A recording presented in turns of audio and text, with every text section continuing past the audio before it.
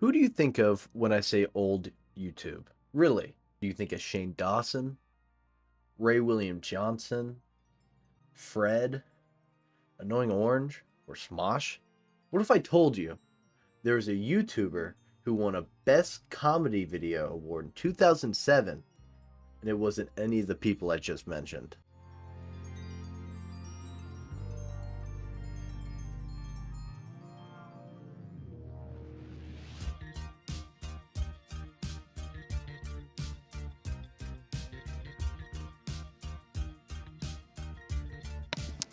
Oh, hi there! Neil Cicierega is a pioneer of early internet culture, and you may not even know it. Neil is truly one of those people on the internet, even if you had never heard of him, you at least know something he's made in his past. In this video, I will go over his new grad era, to his old YouTube era, to what he's doing right now, which is pretty decent, surprisingly. Neil got to know a lot of creators on the internet because he was on it for so long, even making projects for them, including Alex Hirsch and others that we don't speak of. Before Neil was on the internet, he was homeschooled and made midis and other short songs for a while on his family's computer. He started making music under the name Trapezoid with albums like Outsmart and Dimes, and with these albums mostly being instrumentals and midis, you didn't have to do too much to make them. I have the distinct memory of kindergarten, and someone was playing with the blocks, and someone was like, "Hey, this is a square, this is a circle, this is a trapezoid." I'm like, when another band called Trapezoid threw a cease and desist at him, he had to change the name to Trapezoid to Deportaz, which in my opinion is a lot better. Under this name, he posted the Newgrounds with odd types of videos that were animated in Flash and animated in such a weird way over foreign songs to make them have new meanings or just to be funny. And they were called Animutations. My name is Neil Cicierega, and I've touched the hearts of thousands. How?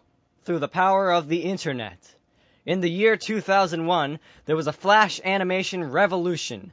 One of those wacky animations was a little gem called Hyakugo Juichi. It featured a Japanese children's song set to bizarre, low-tech visuals comprised mostly of random pop culture icons. Hyakugo Juichi rocked the world, and the people worshipped me.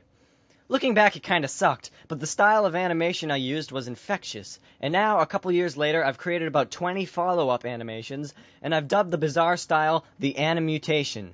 In 2003, after Neil had posted the first Animutation, he made a remake of sorts that changed all the original lyrics into newer Lemon Demon ones. And the way he did this was he and his friends sat down and he tried to make the Japanese lyrics sound as English as they could. And it came out with this really weird song, which you may even know from TikTok being a animation meme sound effect used by many TikTok creators.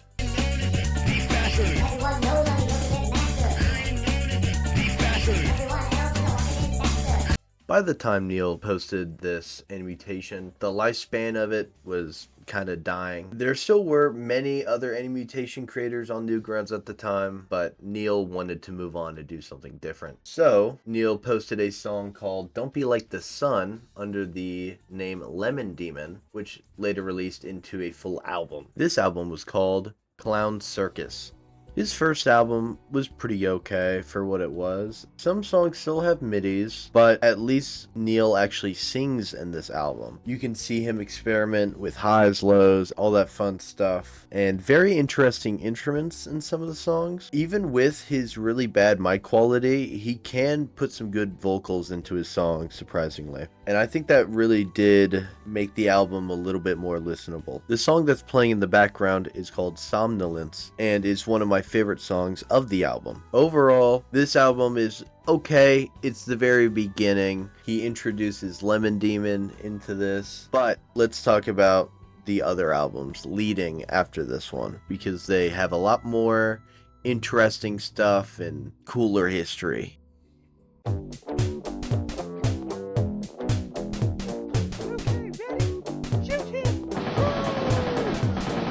Right before we talk about the Godzilla-shaped elephant in the room, let's talk about Harry Potter Puppet Pals, which Neil also created.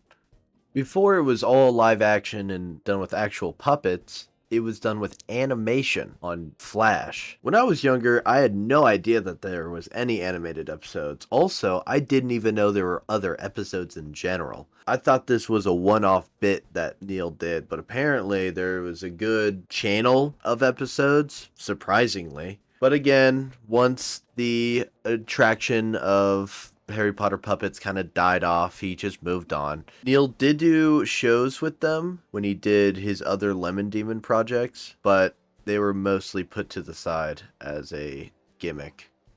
Alright, let's address them. The Ultimate Showdown of Ultimate Destiny, also known as the song that plays on Normal Elevator in Roblox,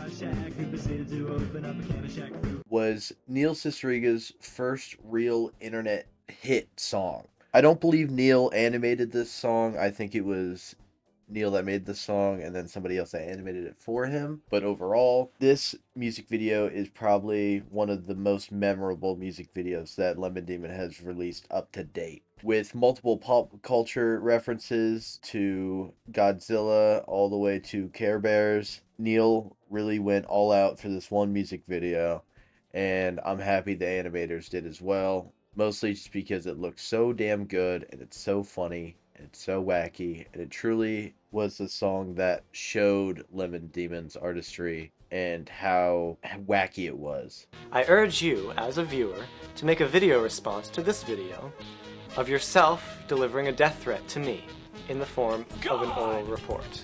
When Neil made his YouTube channel way back in 2006, he didn't post too much at all on it, but that makes sense because Neil was too busy going under the alias Grapes and Sunshine and making the song called Birdfucker, which he would say he didn't make, and later release it to his Lemon Demon music archive anyway. Oh yes, you're throbbing for a robin so good, misbehaving with a raven and a woodpecker pecking your wood, and the swallow swallows your birdseed. That's what you need to ski to the tweet tweet. Back to the skits of Neil that he made when he first started YouTube. There were skits like Neil talks in his sleep. Do you know when the next Potter Puppet Pals is going to come out? Well, you can check Wikipedia. I'll give you $10.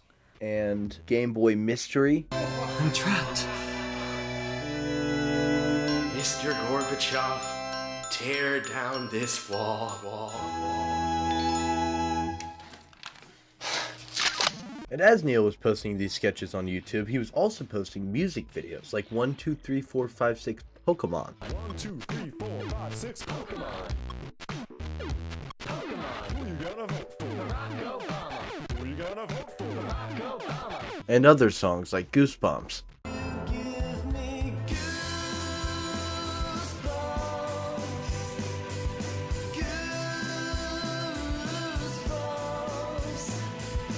Honey, beware, you're in for a scare. Oh no. But the main video that Neil posted that really blew up, even more than he expected, was a little video called Brody Quest.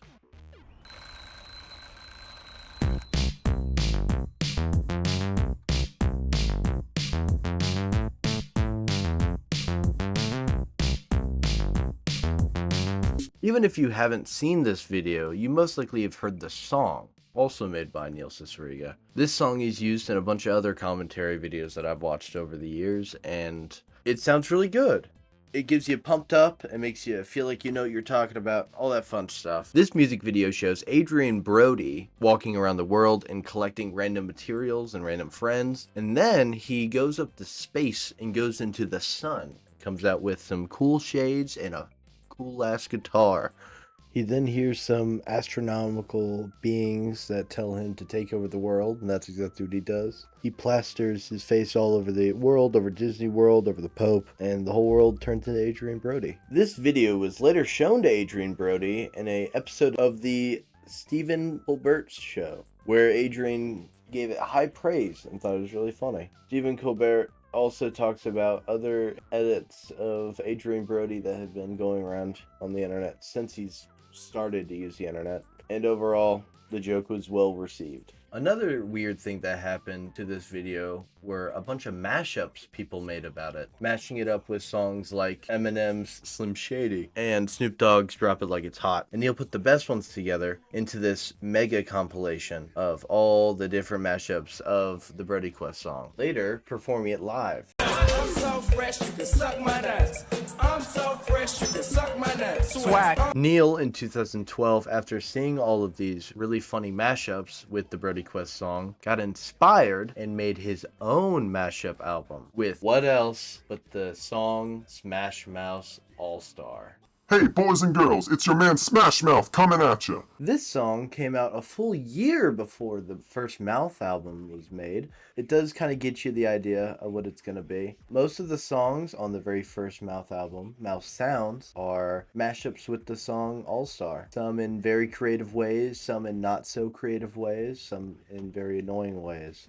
Not all the albums were like this. The second album, Mouth Silence, which was actually a prequel to Mouse Sounds, did a lot more with its songs than Mouse Sounds ever did. Because unlike Mouse Sounds, where the main joke is sneaking in All-Star in mostly every song the best way it can, Mouse Silence took a completely different approach and just tried to make good mashup music without incorporating All-Star at all. Mouse Silence did have references to All-Star, but in way more secret and hidden ways, like Morse code or secret things in the metadata that if you took it out would sing a lyric of All-Star. What I'm playing in the background right now is a unofficial music video for the song Best in the album Mouse Silence. This is one of my favorite songs of the album. I'd definitely have to go with a song like Numbers or Goodbye for first favorite, but this is definitely third favorite of the entire album. But with Mouse Silence, it showed that Neil can do so much more than just Smash Mouth with other songs. He can mash up songs that you wouldn't even imagine could go together at all and make them into this more than just mashup, but experience that you can come back to and find out new things about this song that you may have not noticed beforehand. I've caught myself many times re-listening to albums or looking into them more just to see if I missed a sample or if I missed a really cool audio reference to something, which I think is the best part of the albums. Like for the song Bustin' on the third album called Mouth Moods, Neil has made this alternate reality of Ghostbusters, some have called it, and made it a whole different song completely. Now, instead of catching ghosts, it's about screwing ghosts in random people's beds. Even with the song Bustin', he messes with the instrumental enough that it's completely different than what you expected before. Even with one song, Neil can make a whole new remixed version that you will never unhear, and I feel like that is the most magical part of the albums. If you haven't listened to any of these albums before, please take the time to listen to them. They are his best side work, I would say. Over all the other side videos, all the skits that he made, listen to the Mouth albums. They are really good, comedic, entertaining albums that you would never expect to be as entertaining as they are. I don't really have a good segue for this part of the video, but I do want to talk about the rest of the Lemon Demon albums that I have not covered yet. This is Neil Cicierega, aka Lemon Demon. I'm on my sad account because I got locked out of my main account. Can you please give me your credit card information so I can buy a new microphone and continue making music? Neil, oh my god! Let's take it all the way back to 2008.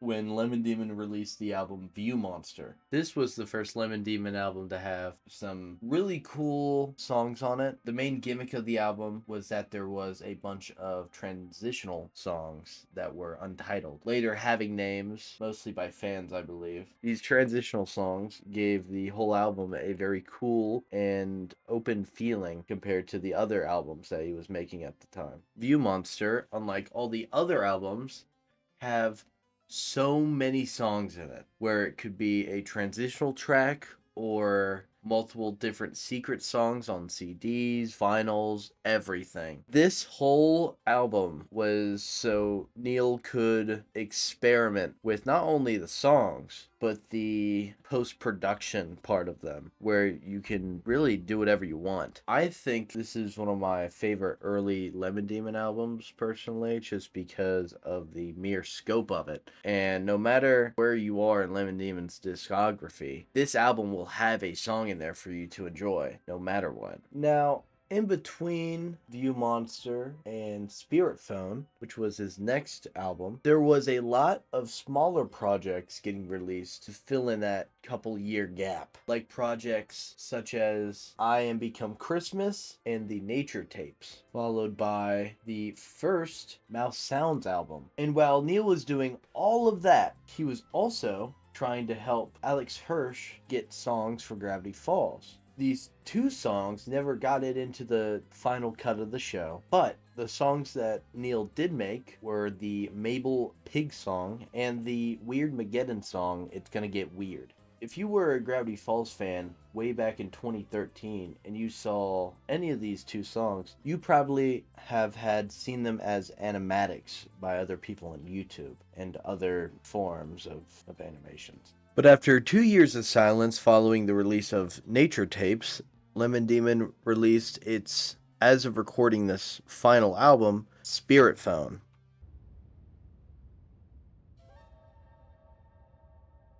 This album is no doubt Neil's magnum opus, and I feel like this album is kind of the reason why he hasn't released any more EPs, barely any songs even, mostly just because he put too much time into this album, and he talked about how perfect he wanted this album. He wanted it to not come out until it was finished. And so all these songs have a decent amount of demos, snippet versions, and everything in between, just because of how much he was tweaking it and tuning it and really getting in there to see what he could do to make the best album possible. I feel like he did the best he could, and I feel like this is a really, really, really good album, coming in with around 14 tracks and 13 bonus tracks, loading up all the way to 27 tracks on one album. And not only that, this album did numbers on social media. You should have seen Tumblr when this thing came out. This thing was booming with the really great multi-vocal tracks and the crazy instrumentals. It's kind of crazy how this album even exists, and how Neil hadn't just stopped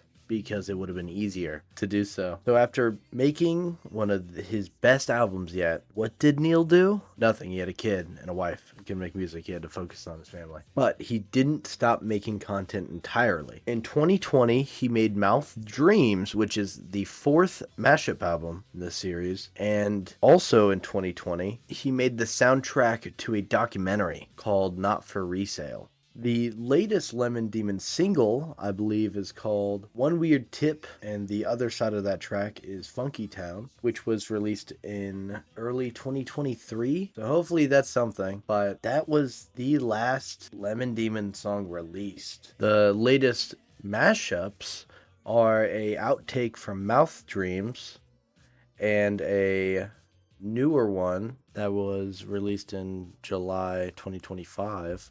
Called Porcelain. Al Capone! Al Capone! I see it! Ooh, this is definitely the right Al. Yep.